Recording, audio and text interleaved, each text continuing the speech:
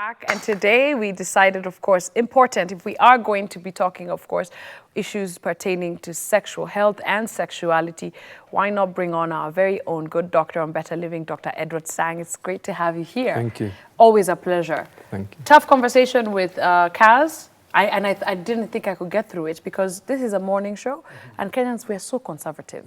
We don't talk about sex as much as we should, actually. So today, Dr. Sang, are you ready for this one? I hope so. I think this will be our toughest conversation yet. But let's start with you as a doctor and a father.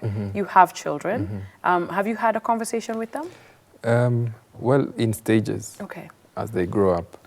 And then at times we find it also good to involve them in a group where you get some invited guests or people who are good at such topics to talk to them over a few weeks, so that they can have discussions, questions back and forth at their level.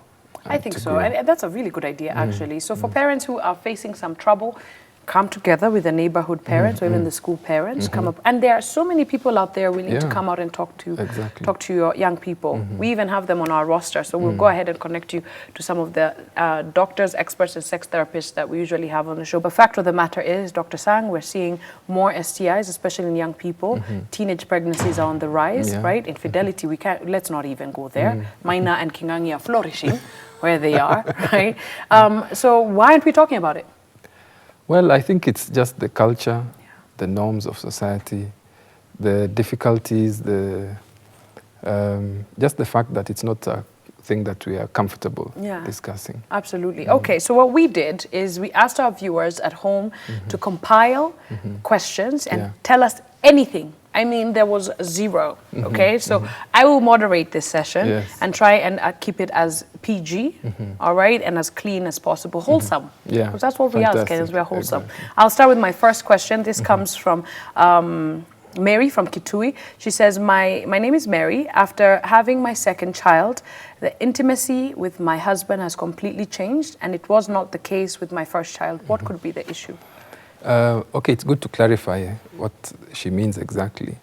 But after delivery, the intimacy may take time to go back to normal. There's also a lot of emotional turbulence after delivery. Right. So they need to deal with that. And so just to give it time, discuss with the husband. At times they may need even to go see a doctor or go to see a counselor, to just go through the different aspects of what could be happening. Okay. But definitely after delivery, there's always a time, a lag before things go back to normal. Absolutely, okay. Brenda from Muranga says, after a miscarriage, my menstrual cycle has changed and it's very light. Could there be an issue, and do I need to see a doctor? Not necessarily. The menstrual flow changes from time to time. Yeah. It gets heavier sometimes, less sometimes.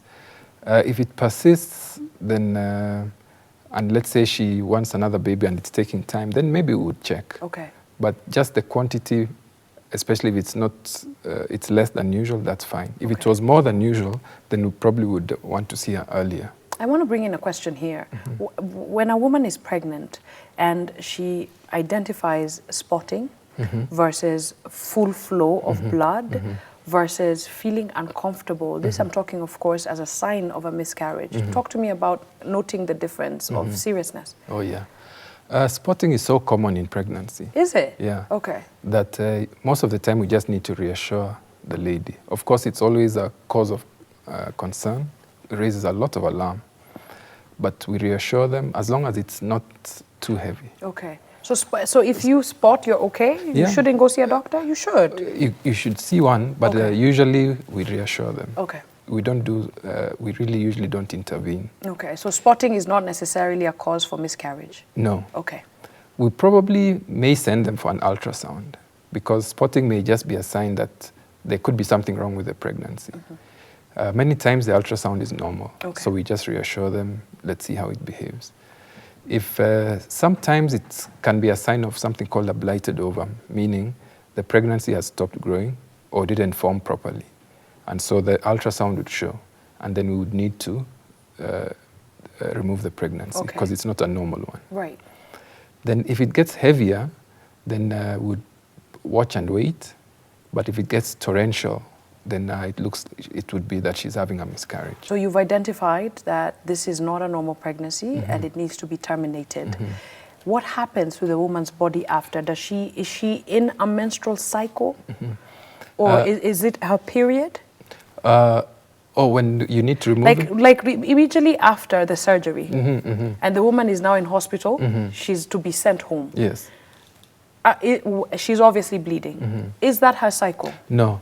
So that is just part of the pregnancy. Okay. So the way after delivery, there's a bit of bleeding. Yes. So once that gets finished, then now we wait to see how the periods will come back. Okay. And they could be light or heavy. Exactly. And it's normal, even if they're light or heavy. Exactly. And it may take, it may differ in different people. It may come a little earlier or a little later. Okay. But usually not a big problem. But it's not a cause for worry. No, not but at all. If you check with your doctor, you should be fine. Yeah. All right, there we go, Brenda. I hope that answers your question. Now, we have another one. This is from Rita from Mombasa. She says, my husband says I have issues because we are unable to have a child. I've gotten checked severally. I'm okay. The doctor assures me that I have no issue. Might it be him? And how do I address this in terms of him getting checked? Good question. Yeah, and it's a common thing. Men always send the lady to be checked. The only problem is when the lady is okay, then we have to start asking for him to come. And they usually don't want to come. Men, no, you guys lay all the blame, and sometimes it's on the man. Exactly. So then we cannot, infertility is a couple. Yeah. It's not one person. So the gentleman has to come and have himself checked. But there are a certain number of couples, about 30%, who are not able to get a baby, but everything is normal. So for those, we can't really pinpoint a reason why they can't get pregnant. Okay. But we also manage them, treat them for infertility. Okay. Yeah. Thomas, on the same note, Thomas from Nairobi is asking, is it true, and I think he heard this conversation from you and I ages ago when we were on AM Live, is it true that as a boda rider, I can be infertile?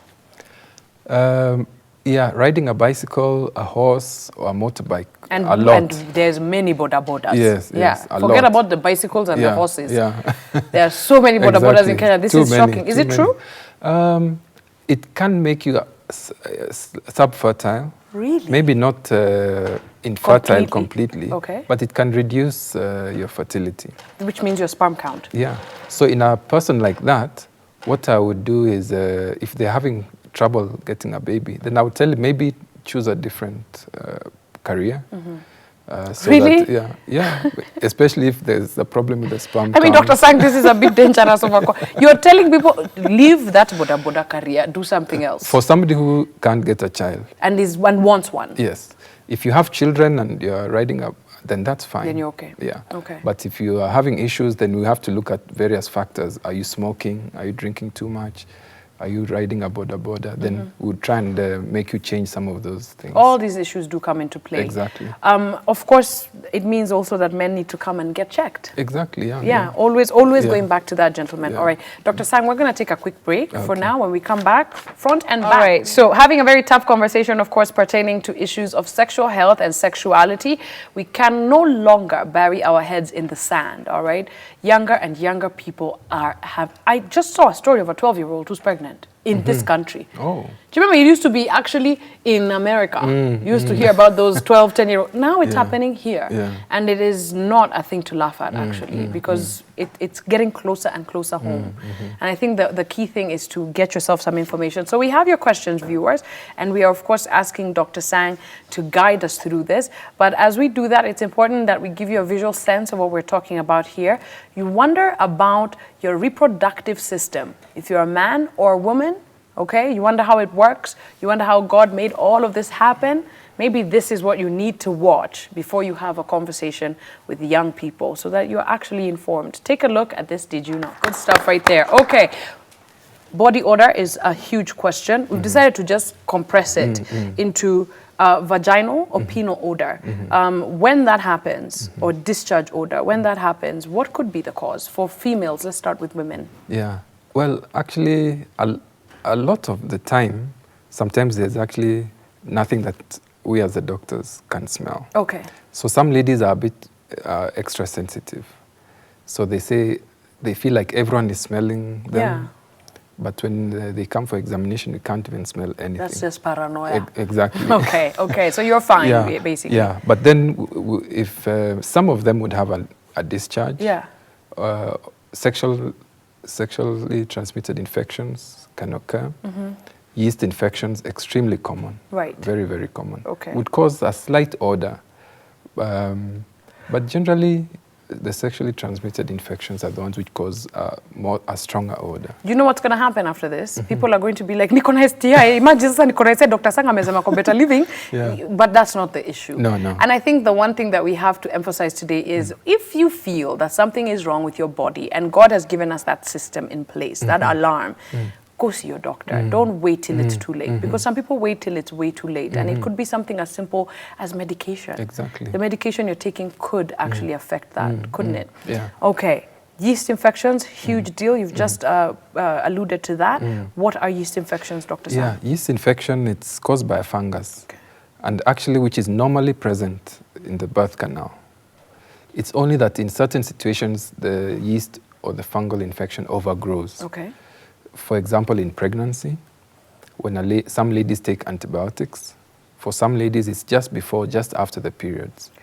And so they get the symptoms, which are usually a thick, curdy white discharge, like maziwalala, and then itching. Yes. Itching is quite an important symptom.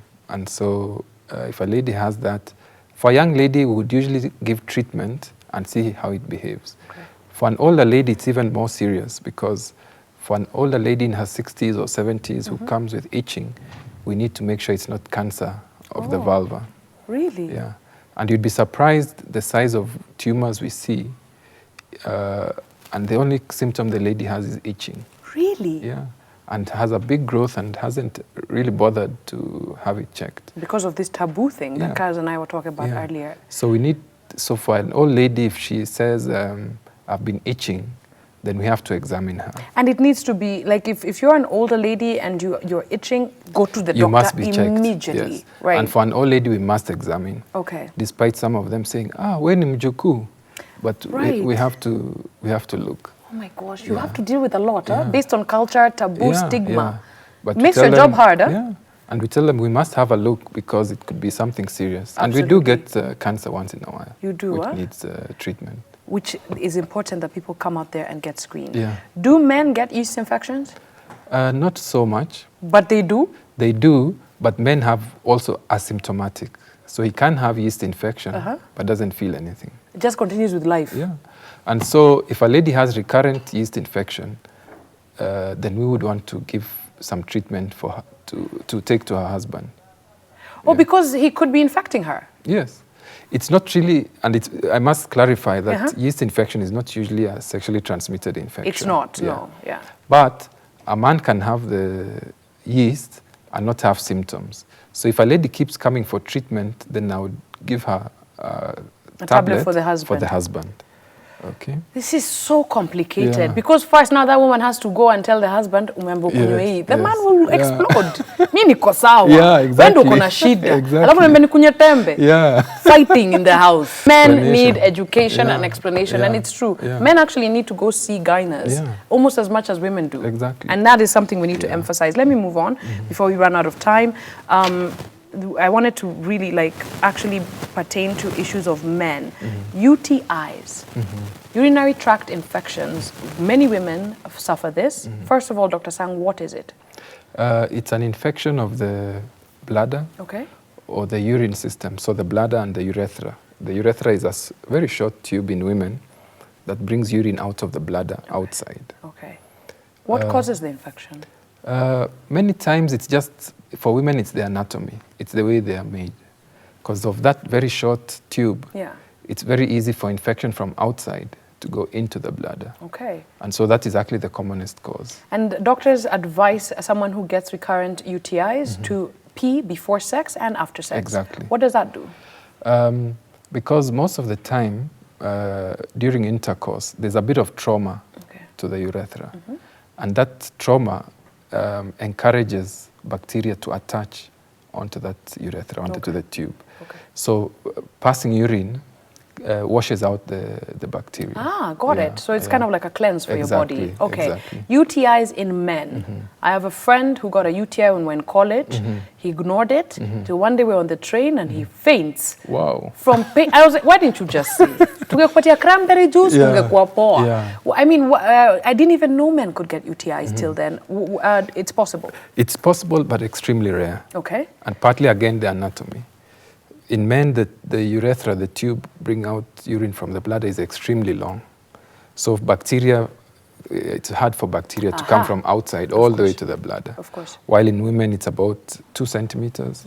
So that's very short. But just to quickly say, treatment for UTI, very simple, Very even simple. at home, right? Exactly. Okay, tell us. And actually, many times, just plenty of fluids does the trick. Okay. It goes on its own. But if it's taking a bit long, a bit uncomfortable, then simple antibiotics should do the job. Yeah. All right, I've just started asking my own questions. We have viewer questions. I have your questions, everybody. Okay, what would be your advice on the right age to talk about sex to children? Oh wow, I think at every level there is something you can tell the child from a very young age. Yeah. And as they grow older, then maybe you can be a bit more specific. Okay. Where do children come from? Things like that. And also now we have the internet, and there's all these beautiful little animation videos online that really actually help parents navigate this tough world. Exactly. Okay. How often should one visit Dr. Sang, a gynecologist? Yeah. For a lady, at least once a year. Okay. Because of we like to examine the breasts. Is there a lump? We want to check any growth in the abdomen. If the pap smear is due, we do pap smear. And just a good assessment, so that we don't get surprised by anything growing in the interval. Okay. Zainab from Malindi wants to know, are there chances of a woman getting pregnant if she has sex during her period? Good question. Very good question. Yeah. Actually, pregnancy can occur on any day of the cycle. Okay. Only that there are the days when it's more likely and the days when it's least likely. Okay. So during the periods, it's almost impossible, but you can never say never. Never say never, Yeah. absolutely. And then for the first week or so after the period, it's very hard.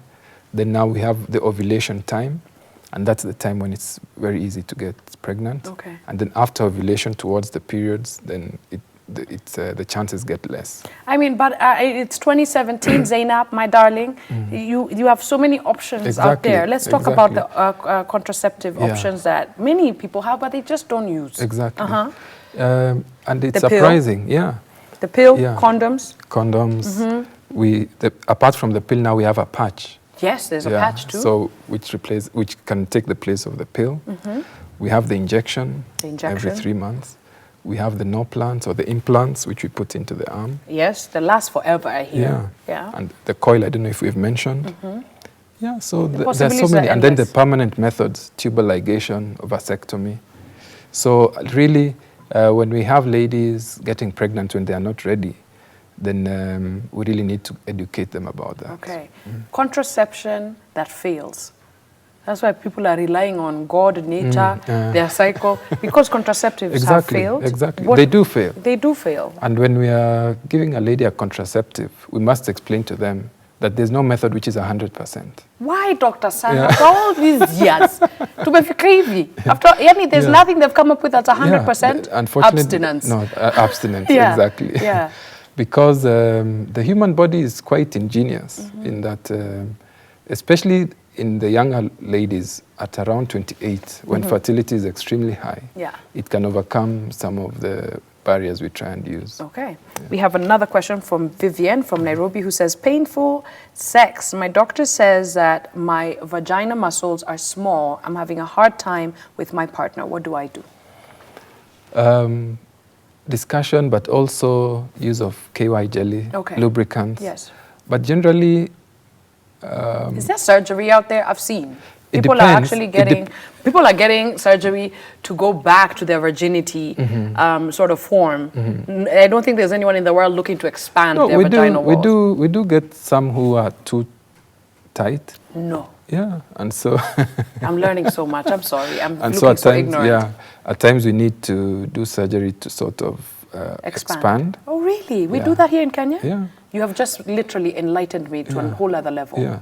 So, but those fortunately are rare. But again, we would not be too quick to do that. Okay. Because other procedures are available, like using instruments to widen. Okay. Which the lady can use on her own. Okay. Just to keep increasing at home the size. And she'll be exactly. All right. But there is the reverse, which has picked up like no one's business, especially in the US. Yes. Are we doing that here? We do sometimes, yes. Returning people their virginity? Yeah, because after normal delivery, some ladies have, the birth canal just becomes too wide. Oh, right. And so at times we are able to correct that. This is an ethical issue. You know, in the US, they're doing it for plastic surgery purposes. People are like, I want to be a virgin again. And it is happening, and people are paying serious money for this. Yeah. Okay, I've digressed. I'm sorry. Okay, dryness during intimacy. Yes, you've alluded to that. Yeah. But could there be a cause, medication, genetics, lifestyle? And age. Yeah. Oh, because with age, the Bartholin's glands, which are supposed to produce the mucus to lubricate, they don't function as much as in the younger age groups. Menopause. So there are medications, the lubricants, which can be used, and then also the foreplay, which helps also cause lubrication. Yeah. So if there's no foreplay, then at times that phase of the sexual cycle. That's where CAS comes in. Yeah. Education, and there needs to be that kind of education, I believe so. Yeah. I believe that there needs to be. Looking at, of course, where we are as a country, we talked about this earlier, people are having sex, babies are being born, you know, infidelity is on the rise, all of that. Why aren't we talking about this? And whose responsibility is it, Dr. Sang, to spearhead this national conversation that we need to have? Well, I think it runs across the board. Yeah. The media, the church, you politicians, doctors, at different fora. We should be able to discuss those issues. I can guarantee we won't. We need to get serious. And the reason I'm asking this is because, let's be honest, there are parents who are not even 40 and they're grandparents. Yeah. Right? There are people who are losing loved ones because of sex. There are people who are laid up in hospital right now because of sex. Exactly. And just because we didn't have the conversation, there's also abuse going on. And the reason I'm talking about this today is because the taboo needs to end, right? As long as we're facing these very life-threatening issues, it needs to be talked about. Exactly. Absolutely. Dr. Sang, you're awesome. Thank you for being here. Thank you and very having much. this tough conversation. Thank you so much. Thanks, everybody. Give him a hand. All right.